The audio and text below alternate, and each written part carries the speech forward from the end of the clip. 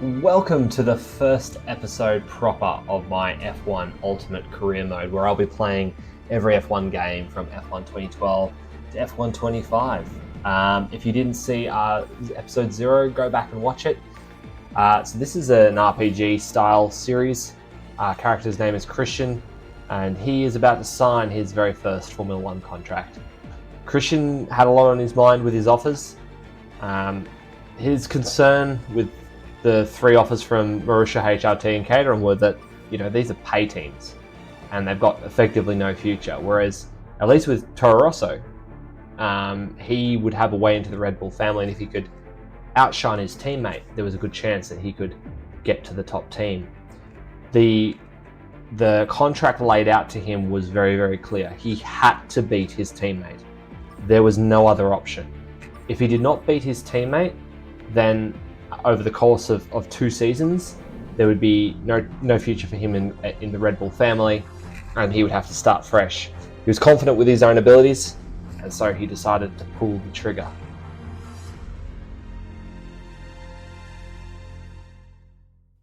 Christian's main objective this season is to be as consistent as possible and to meet as many of the team objectives as he can. So it means getting used to the car. This is a very, very, very different beast to the McLaren that he drove during the Young Drivers Test in 2011. So he definitely has his work cut out for him. Write some comments if you are loving the series so far, if you're loving the concept. If you have any feedback, please let me know. Let's get into the car, I reckon, and let's get started. I just want to show you guys the difficulty settings. So this is what I've got it on at the moment. To be honest, the first race, as you'll see, was a little bit difficult for me. It was probably a little bit beyond my capabilities as I was getting used to the car. If I get a little bit better with the driving as we go, I might turn it back up to legendary, but I did turn it down for the next race.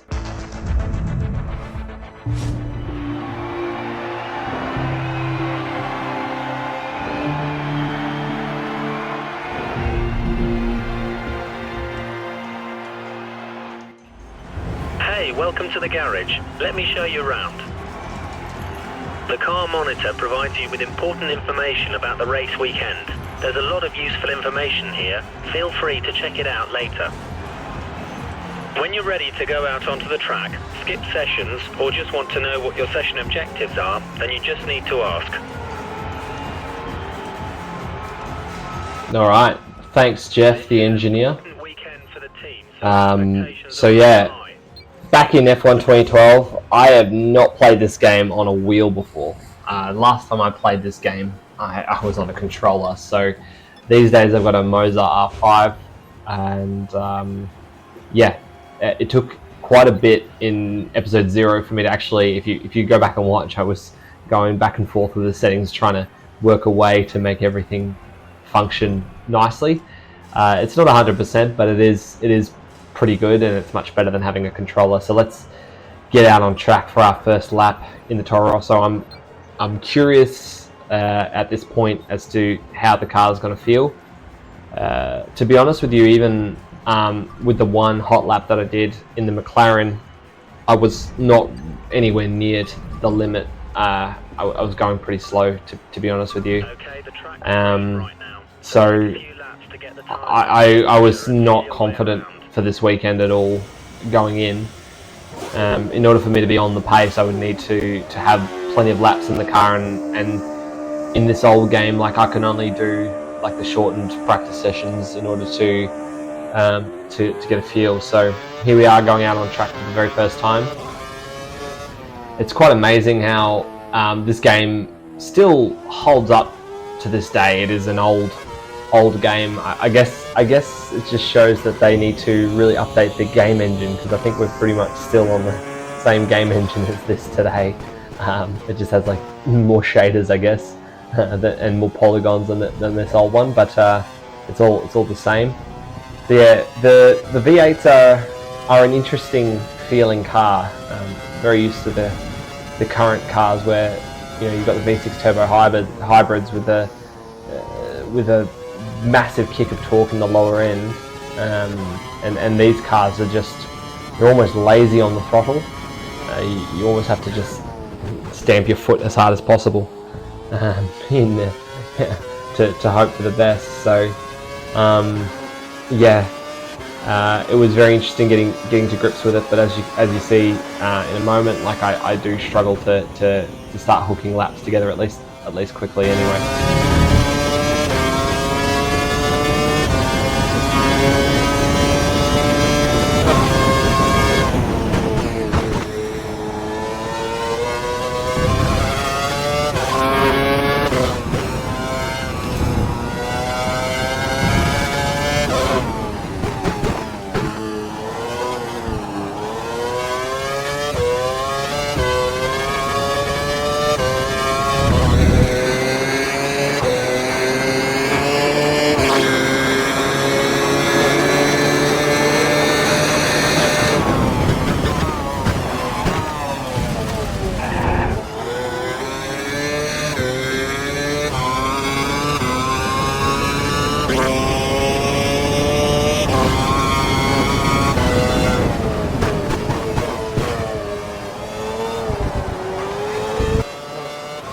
I was trying all practice session to get to grips with the tyres and the car. By this point I'd done about 6 laps or so on the hard tyres, and so I put on the options to see if I could get some quick laps going, and the initial turn-in's much better with the options, but I still wasn't figuring out how to get the most out of these cars. It's not like the current games where you've got all these fast esport drivers that you can watch to sort of learn the lines and how they accelerate and the setups and all the rest of it. You're kind of on your own in a lot of ways. This car also, just in particular the Toro Rosso itself, is kind of crap, to say the least. Although the Renault engine in it is not too off the pace, like the Renault V8 was not horrifying. The car itself lacks a lot of grip, and it's not the easiest to drive, as you can see.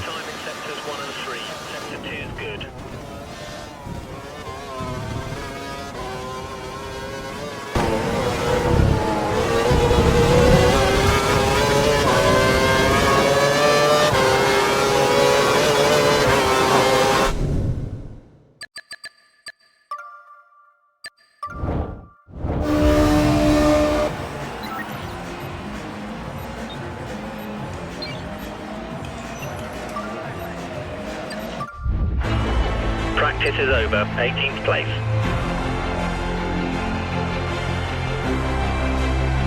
Well.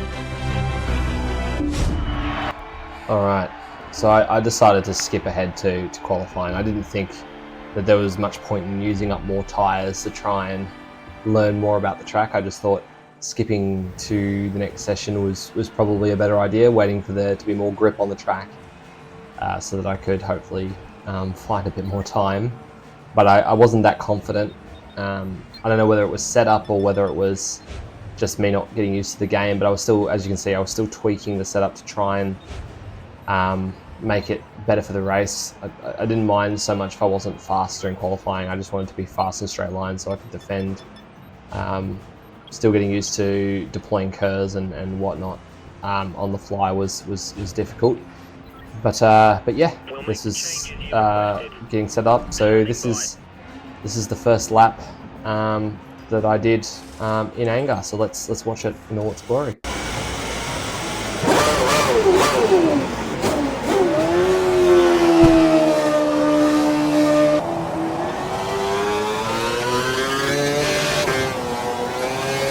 Alright, here is the start of my first flying lap in the Toro Rosso.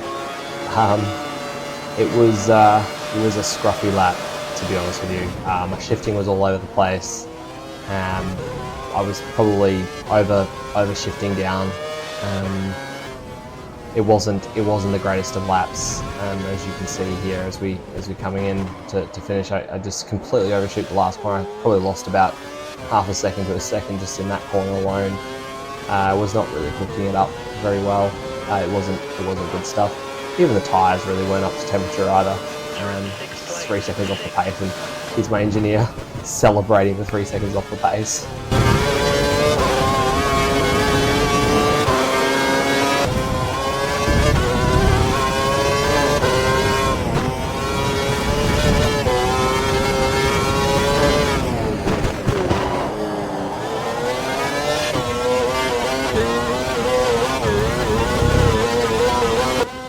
once again, I fry up another flying lap just by not having enough fuel in the tank.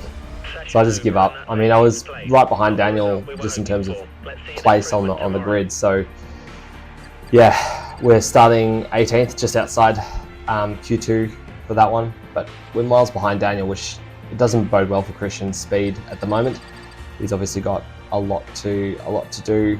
But as I said in part 0, you know, he's pretty peaky. There are times where he doesn't show what he's capable of, and I think this is one of those times. And he's got a lot to do to get up there in the race. So let's get to it.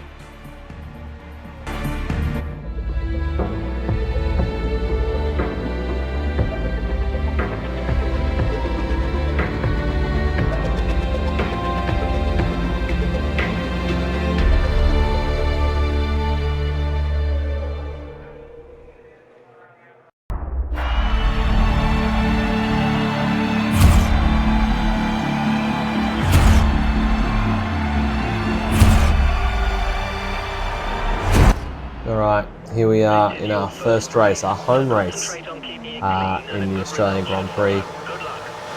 Waiting for 5, the red lights. Lights out and away we go. Get an absolute shitter of a start. Bogged completely down at the beginning. We are swamped going into T1. Trying to be really cautious because these old AI, back in these old games, they were super slow in turns 1, 2, and 3 right at the beginning of the race, even on max settings like we have here. As you can see, like going into turn 4 here, no, turn 3 I should say.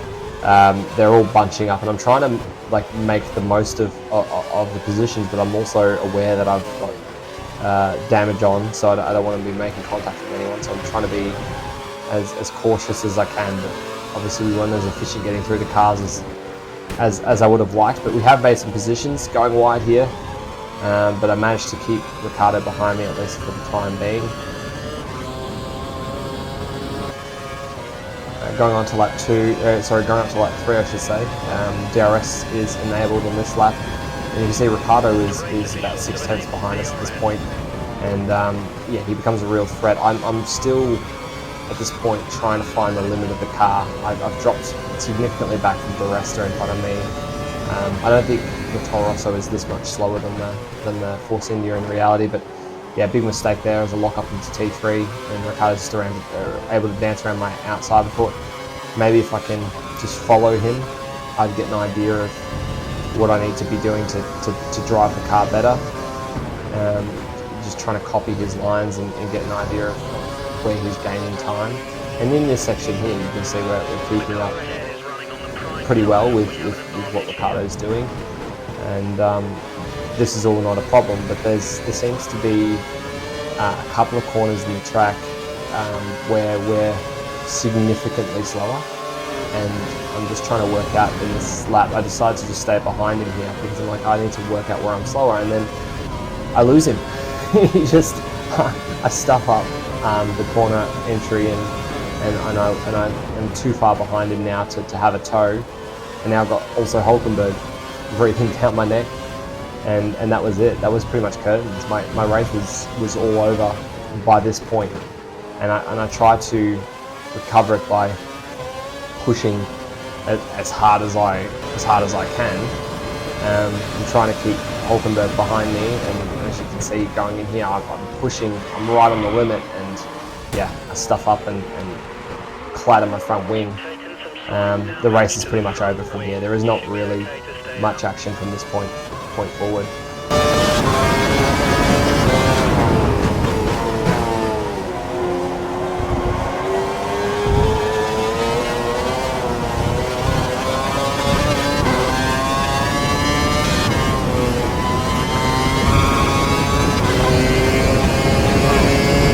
Okay, prime for your next box.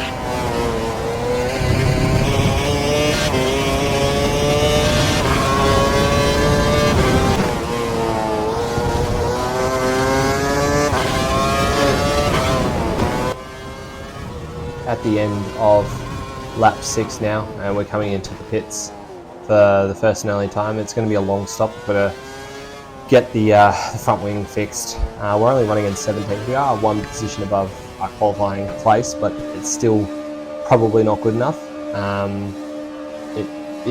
This car, I don't know whether it's this car or it's my driving, but these tyres are incredibly difficult to get warm. I feel like I don't have a lot of grip, and I was under the impression that these cars were a lot grippier, or at least I remember them being a lot grippier, but we come out 20th, and this is pretty much all I saw in terms of action for the race. There was nothing else. There was no overtakes. I didn't really catch anyone else on track. I wasn't driving anywhere near fast enough to make any sort of impact. So yeah, it was a pretty boring race from here. So let's take it to the end. We think the car behind is running on full revs. He's trying to close the gap.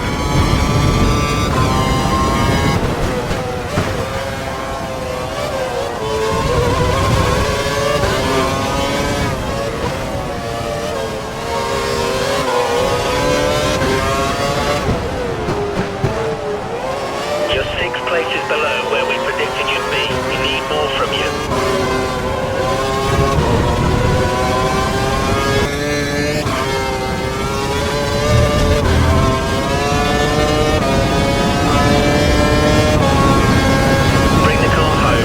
Of laps to go.